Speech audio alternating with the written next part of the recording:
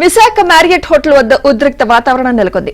పాయకరావుపేట నియోజకవర్గంలోని bulk drug park బాధితులకు మద్దతు తెలిపేందుకు బీసీవై పార్టీ అధ్యక్షుడు రామచంద్ర యాదవ్ సిద్దమయ్యారు. అయితే రామచంద్ర యాదవ్ పర్యటనకు అనుమతి నిరాకరించిన పోలీసులు ఆయన్ను విశాఖలోనే అడ్డుకునేందుకు సిద్దమయ్యారు. దీంతో ఆయన బస చేసిన మ్యారియట్ హోటల్ కు వెళ్లారు.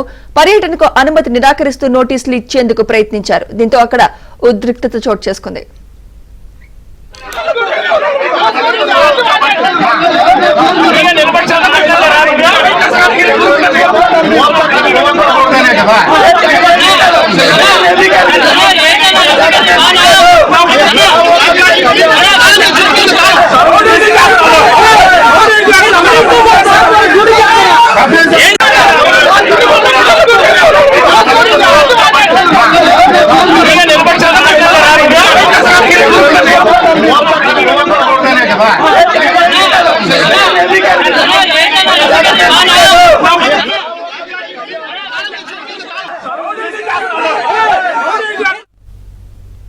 విశాఖ మ్యారియట్ హోటల్ వద్ద ఉద్రిక్త వాతావరణం నెలకొంది.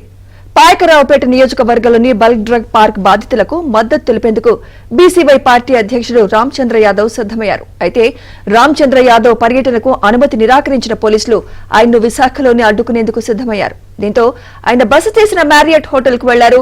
పర్యటనకు అనుమతి నిరాకరిస్తూ నోటీసులు ఇచ్చేందుకు ప్రయత్నించారు. దీంతో అక్కడ ఉద్రిక్తత చోటు చేసుకుంది.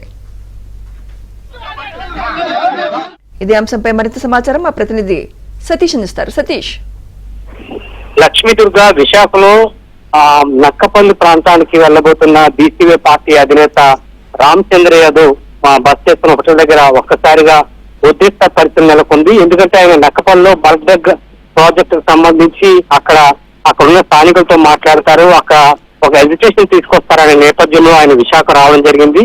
ఈ రోజు ఆయన హోటల్ నుంచి బయలుదేరుతారనగా పోలీసులు భారీగా అక్కడ మోహరించారు. ఆయన్ని హోటల్ గదిలోంచి బయటకు రాకుండానే పోలీసులందరూ కూడా ఆయన్ని చుట్టుముట్టడం జరిగింది.